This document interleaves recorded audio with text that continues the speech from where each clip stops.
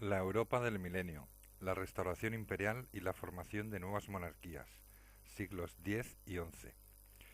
Características del periodo. Este periodo sufría las consecuencias desastrosas de la oleada de las segundas invasiones, con pérdida de vidas humanas, daños en la economía y la sensación de impotencia. El resultado de las mismas fueron las transformaciones que sufrieron las monarquías que las padecieron. El fracaso de la fuerte pero lenta estrategia militar carolingia ante las fugaces incursiones bárbaras derivó en que la seguridad fuera prestada por poderes locales menos potentes, pero adaptados a improvisar un ejército con rapidez. Así pues, Europa se fragmentó en pequeñas zonas que fueron escapando al control de los monarcas. Estos poderes carentes de una fuerza superior que los controle sumergen a Europa en un periodo de luchas constantes entre señores, convirtiéndose en una época de inseguridad y barbarie. El feudalismo entre los siglos X y XI provoca periodos de desorden y anarquía. Surgen voces discordantes contra la violencia y la propia Iglesia apuesta por una monarquía fuerte que garantice el orden, algo que le conviene. Debido a ello, la monarquía y la Iglesia se convierten en aliadas de nuevo. La restauración de los otones. Significado de la restauración. La segunda restauración del Imperio Romano de Occidente, llamado ahora Imperio Romano Germánico, vino con el reinado de Otón I, entre el 936 al 973. Los reyes alemanes, al constituirse en herederos del Imperio Romano, promulgan la teoría de que a ellos pertenece el dominio del universo, una idea impulsada por el cristianismo y las ansias de evangelización. Otón I se siente heredero de Carlomagno y el vínculo con Roma y los francos se manifiesta en actos y literatura palaciega. La oración final del ordo de la ceremonia de coronación de Otón dice que Dios ha preparado el imperio para la predicación del Evangelio del Dios eterno. Toda una declaración de intenciones. La combinación de ambos poderes hizo que Roma apareciera como el centro del imperio, y más aún cuando Otón establece que la coronación imperial sea en Roma. Los emperadores en los hechos aspiran a una soberanía, aunque fuese teórica, sobre el resto de monarcas de Occidente. La idea de un imperio italo-alemán formando un todo estuvo muy arraigada durante la época. Surgieron dos tendencias durante la Edad Media, los que apostaban por Italia como el núcleo fundamental del imperio y otros que creían que Alemania era la primordial, como Barbarroja, quien adopta la fórmula Imperium Teutonicum. Los tres otones. El descrédito de la monarquía causado por las invasiones y el auge de los poderes locales fue palpable con Luis el Niño entre el 899 y el 911, último carolingio. Sin prestigio, los duques no lo reemplazaron, pero a su muerte otorgaron la corona a uno de ellos. Los 5 condados de Germania, que engloban grupos étnicos bien definidos, con su lengua, derecho y tradiciones propias, eran Sajonia, Baviera, Suabia, Franconia y Lorena o Lotaringia. Dentro de ellos se hallaban fuertes obispados con poder espiritual y territorial. Los duques recelan de ellos y, como en Francia, tratarán de controlar los nuevos nombramientos, algo que conseguirán muchas veces. Conrado de Franconia fue el rey que sucedió a Luis III y tras él llegó Enrique I de Sajonia entre el 919 y el 936, que afianzó su autoridad imponiéndose tanto al resto de duques como a eslavos, húngaros y Bohemia, logrando además que los daneses se tornaran cristianos. Otón I reinó desde el 966 al 973 y se hizo coronar en Aquisgrán, siendo propagador de la legitimidad carolingia. Nombró a los 4 duques mayordomo en Lorena, un senescal en Franconia, un copero en Suabia y un mariscal en Baviera, de modo que acabó con la pretensión real de estos. Aunque sus inicios fueron complicados, como la invasión de los húngaros y la disputa por la sucesión de Baviera, en 13 años todos los ducados pasaron a su control y, al igual que Carlomagno, pasó a controlar las elecciones episcopales. Basó la fortaleza de su poder en los obispos, en detrimento de los ducados. Actúa en Italia, donde se corona rey y vence a los húngaros en el 955, y su prestigio aumenta por ello que, junto a su esposa, es coronado emperador en el 962, restableciéndose el imperio de Occidente. Surgirán desavenencias con el Papa y, aunque protegía a la Iglesia, también la utilizó. Así, su hijo fue coronado emperador y privó al Papa de autonomía política. Se propuso someter a Italia y lo consiguió parcialmente, pactando con los bizantinos. Casó a su hijo con la princesa Teófano de Bizancio y fue llamado Grande y Rey de Reyes. Otón III. Otón II, desde el 983 al 1002, tuvo la corona con 19 años. Su reinado fue problemático por la sublevación del duque de Baviera, el asesinato del Papa Benedicto VI en el 974 y el triunfo de los musulmanes en Cabo Coloma en el 982. Murió muy pronto y, a pesar de las pretensiones del duque de Baviera, Otón III tuvo la corona. Surgieron graves desórdenes en Roma, con muerte violenta de 2 papas, y Gregorio V será impuesto por Otón, pero huyó ante un nuevo levantamiento. Otón III acabará imponiendo el orden, mutilando al antipapa y matando al patricio Crescendi. Soñaba con una Roma capital del imperio y allí se trasladó en el 999. Deseos que también alentó su preceptor y luego el Papa Silvestre II. En el año 1000 llegó cargado de buenos propósitos y así Otón deshizo vasallajes, entronó reyes en Hungría y el Papa hizo el primer llamamiento para liberar Tierra Santa. Sin embargo, los romanos volvieron a alzarse y, tras su éxodo, Otón III y el Papa Silvestre murieron prematuramente. La anarquía en Francia, robertianos y carolingios. El reino franco fue el más afectado por las segundas invasiones. Los restos de la monarquía carolingia tenían un poder efímero y en el reino existían 160 condados hereditarios. Esos condes se habían apropiado de las rentas reales e impartían justicia y reclutaban al ejército para sí. Poco a poco se fueron creando entidades mayores o ducados con similitudes en lengua, geografía, cultura, etc. A principios del siglo X en Francia se encuentran los principados de Flandes, Normandía, Bretaña, Aquitania, Gascuña, el condado de Tolosa, Septimania y la Marca Hispánica, en la que viven totalmente al margen del poder central, y los condados de Turena y Anjou en París, que fueron origen de la dinastía de los Capeto. Hugo, desde el 987 a 996, nieto del Capeto Roberto, sucedió al rey carolingio. Los nuevos reyes Capeto detentarán un poder no superior a los de sus teóricos súbditos y su labor girará en torno a la afirmación de su poder y realeza frente a ellos.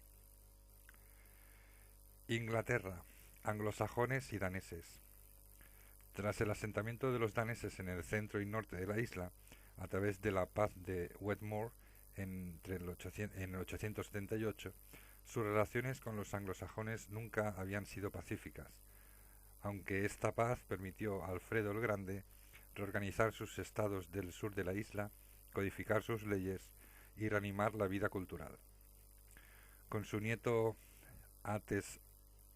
Atelstan, entre el 925 y 939, los anglosajones logran imponerse en Anglia, Mercia y Northumbria. Sus sucesores alcanzan prestigio, contactan con el exterior y resurgen las abadías con la regla de San Benito. Contrariamente a lo que ocurre en Francia, el poder real en Inglaterra se hace fuerte basándose en la reconquista de sus territorios contra los daneses. Sin embargo, se reanudaron los ataques de noruegos y daneses y la isla cayó ante los daneses en el 1014. Canuto el Grande, desde el 1016 al 1035, se proclamó el soberano de ambos reinos. La formación de los primeros estados de la Europa central y oriental. Bohemia. El ducado de Bohemia había formado parte de la Gran Moravia y tras la desaparición de esta con los ataques húngaros en el 906 fue independiente gracias a los presmíslidas, siendo un satélite de Alemania en lo político y eclesiástico. Desde allí se inició la cristianización del país. Boleslao II, desde el 967 a 999, consiguió la creación de un obispado en Praga que se encargaría de organizar la vida religiosa del ducado. A su muerte, Bohemia fue ocupada por Polonia. Polonia. El sometimiento de los wendos puso a los alemanes en contacto directo con los polacos. En tiempos del príncipe Mieszko, entre el 960 y el 992, de la dinastía Piast, que tuvo que rendirles vasallaje y aceptar la presencia de misioneros procedentes de Bohemia. Este príncipe recelaba tanto de la influencia política que Alemania pudiera ejercer sobre él, como de la que Bohemia podía significar en el campo religioso, por lo que decidió poner su país bajo la protección de San Pedro. Su hijo Boleslao Chobry el Valiente, entre el 992 al 1025, consiguió establecer una jerarquía propia gracias al nuevo arzobispado de Gniezno, madre de las futuras diócesis polacas. Con la muerte de Otón III ocupó las tierras entre el Elba y el Older, y el emperador Enrique II aceptó en el 1013 el vasallaje de Boleslao por dichas tierras. A la muerte de Enrique II en el 1024, Boleslao se proclamó rey, convirtiéndose Polonia en el mayor estado europeo. Hungría. Los húngaros, tras su derrota en Lechfeld en el 955, pierden fuerza y se hacen sedentarios, ocupando establemente las tierras sobre las que estaban asentados. Lentamente se van fundiendo con los elementos eslavos y germanos establecidos en sus dominios y comienzan a practicar la agricultura. El príncipe Geza, entre el 972 y el 997, perteneciente a la dinastía Arpad, logra agrupar las diferentes tribus y dar forma política a su principado. Aceptó el bautismo y se estableció el primer monasterio benedictino en Hungría en el 996. Le sucedió su hijo Esteban entre el 997 y el 1038, a quien se considera el verdadero fundador del Estado húngaro. Casado con una hija del duque de Baviera, obtuvo de Otón III y de Silvestre II la creación de una archidiócesis en Gran, siendo coronado rey apostólico de Hungría en el año 1000. A su muerte el país había entrado de lleno en la órbita europea y se revelará como el gran baluarte de Europa frente a las próximas invasiones. La Europa nórdica. Dinamarca. Como en Noruega, el movimiento unificador empezó después de que dichos países entraran en contacto con las entidades políticas que sufrieron sus embestidas. Dinamarca encabezó y alcanzó mayor cohesión en tiempos de Harald Diente Azul entre el 940 y el 986, que aceptó el bautismo para que Otón I no invadiera su territorio. Extendió su influencia por el sur de Noruega, Suecia y las costas de Pomerania y Prusia. Mantuvieron buenas relaciones con Alemania, de ahí vienen los misioneros y primeros obispos, y sus sucesores se liberaron de esa tutela abriendo el campo a la Iglesia anglosajona. Canuto el Grande, desde el 1018 al 1035, proseguirá esta política. Noruega. Harald I, el Cabellera Hermosa, desde el 872 al 933, fue el promotor de la unificación. Se hizo con el poder tras vencer a una coalición de jefes noruegos en la batalla naval de Stavanger en el 872, por la que algunos noruegos emigraron hacia Islandia, siendo las primeras poblaciones estables en la isla. Su bisnieto, Olaf I, desde el 995 al año 1000, será el primer rey cristiano de Noruega y quien llevó el cristianismo a Islandia. A su muerte el país es conquistado por Dinamarca y la historia de este reino girará a su alrededor durante toda la Edad Media. Suecia. Por su situación geográfica fue el último país en incorporarse al proceso de cristianización de Europa. Su primer rey cristiano fue Olaf III, bautizado por misioneros ingleses en el 1008. Acuñó moneda, ya que los suecos varegos estaban en contacto con Bagdad y Bizancio, y salvó el reino de los daneses y noruegos. La cristianización de los países nórdicos estaba confiada a la diócesis de Hamburgo-Bremen, aunque cuando estos países contactaron con Inglaterra, los monarcas llaman a monjes ingleses para evitar su dependencia de Alemania, hasta la creación de un clero autóctono. La cristianización fue lenta y arraigó un cristianismo con prácticas y costumbres paganas durante tiempo. En Dinamarca y Noruega no se implantó el cristianismo generalizado hasta el siglo XI y en Suecia hasta finales del siglo XII. Los reinos cristianos de la península ibérica. Los pequeños núcleos de resistencia que se irán afirmando en estados, siendo León el principal, con próspero avance al aprovechar las dificultades internas de Córdoba, se detendrán ante la llegada del poderoso Almanzor y sus temibles campañas.